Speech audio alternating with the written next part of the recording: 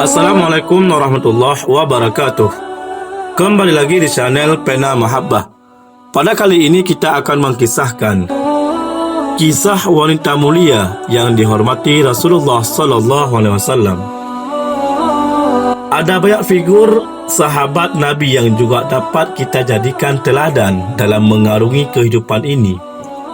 Selain kisah para sahabat Nabi dari kalangan laki-laki, ternyata ada juga para sahabat Nabi dari kalangan wanita yang kisahnya tercatat dalam lembaran sejarah kejayaan Islam pada masa Rasulullah sallallahu alaihi wasallam. Salah satu di antaranya yaitu kisah dari sahabat Nabi bernama Fakitah binti Abi Talib atau lebih dikenal dengan sebutan Ummu Hani. Dukungkanlah dakwah kami ini dengan cara like, komen dan berlangganan, serta bagikanlah dakwah kami ini. Semoga Allah memeraskan kebaikan anda. Ummu Hani merupakan seorang perempuan dari keturunan Bani Hashim. Nama lengkapnya yaitu Fakitah binti Abi Talib bin Abdul Muttalib bin Hashim. Beliau adalah saudara perempuan dari sahabat Nabi Ali bin Abi Talib, Ja'far bin Abi Talib dan Aqil bin Abi Talib. Artinya Ummu Hani adalah sepupu Rasulullah sallallahu alaihi wasallam kerana beliau adalah putri dari Abu Talib, paman Nabi.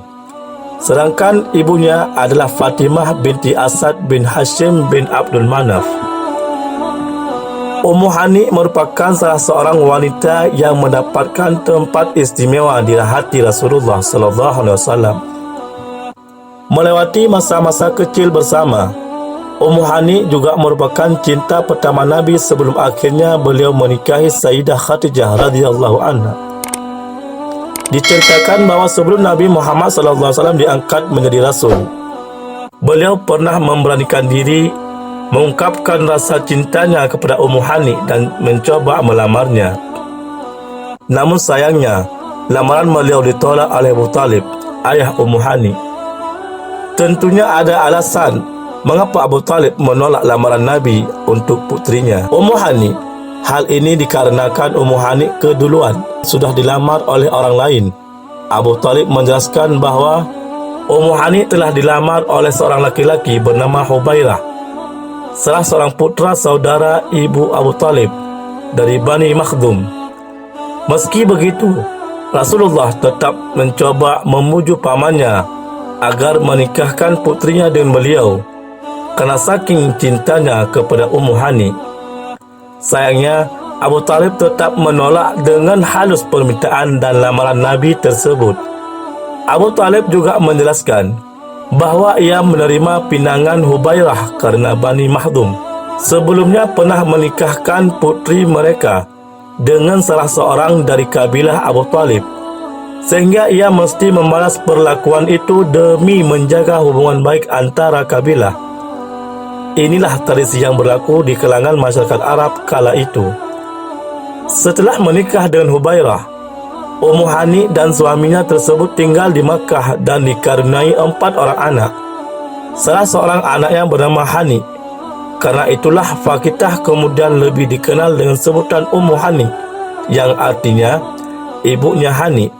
Sedangkan Rasulullah SAW akhirnya menemukan cinta sejatinya pada diri Khadijah, istri pertama yang setia dalam membela dan menampingi dakwah Rasulullah SAW.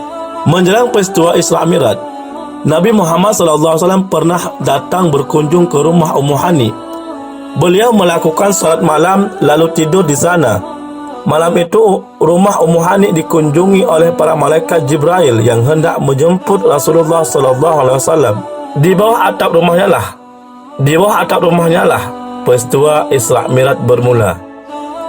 Saat fajar tiba, Nabi pun kembali ke tempat yang sama dan kemudian mengabarkan kepada Ummu Hani tentang perjalanannya dalam satu malam.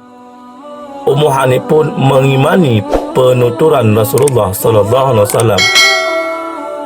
Pada saat terjadi peristiwa Fathul Makkah ataupun penaklukan kota Makkah oleh pasukan kaum muslimin, penduduk Makkah berbondong-bondong untuk masuk Islam.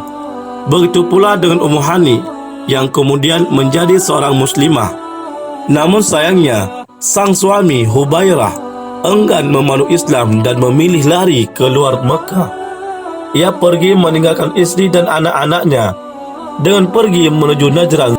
Sepeninggal suaminya, Ummu Hani pun dengan sabar mendidik dan membesarkan anak-anaknya seorang diri. Diriwayatkan bahawa sewaktu terjadi Fathul Makkah, Ummu Hani pergi menemui Rasulullah SAW. Ummu Hani mengisahkan, "Aku pergi menemui Rasulullah SAW pada tahun penaklukan kota Mekah. Saat itu, beliau sedang mandi dan putrinya Fatimah menutupinya dengan tabir. Kuucapkan salam kepada beliau dari balik tabir. Beliau bertanya, 'Siapa itu?' Aku pun menjawab, 'Aku Ummu Hani binti Abi Thalib.' 'Marhaban Ummi Hani,' sebutnya.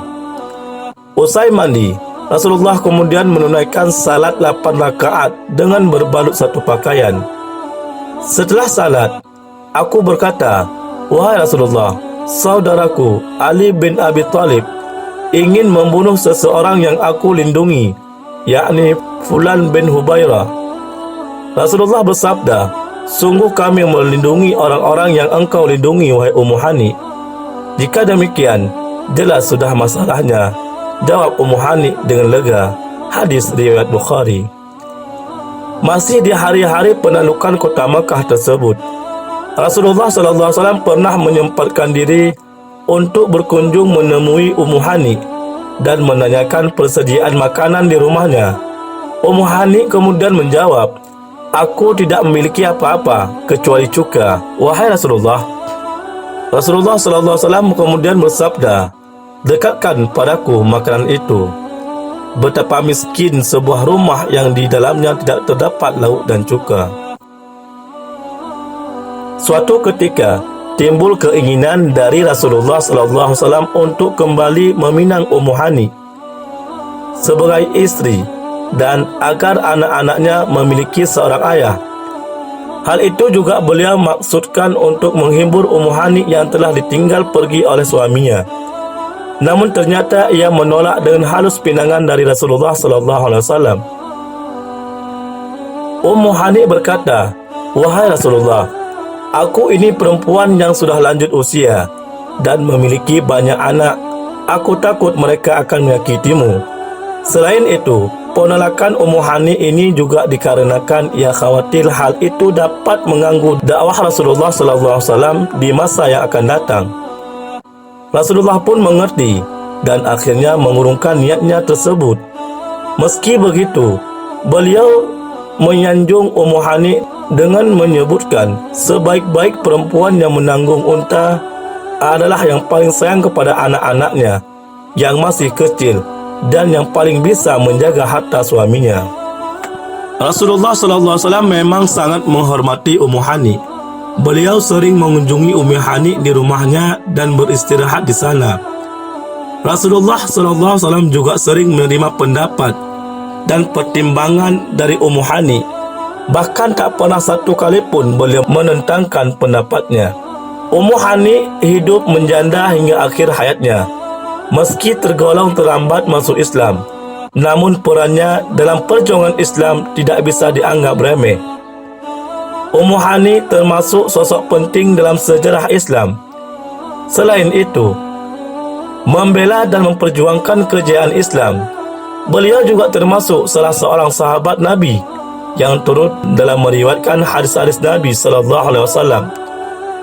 Sekitar 46 hadis telah beliau riwayatkan kepada murid-muridnya. Ummu Hani radhiyallahu an wafat pada tahun 40 Hijriah ataupun 661 Masehi. Demikianlah kisah Ummi Hani, sahabat Nabi dari kalangan wanita yang begitu mulia dan dihormati Rasulullah sallallahu alaihi wasallam. Wallahu a'lam bissawab. Wassalamualaikum warahmatullahi wabarakatuh.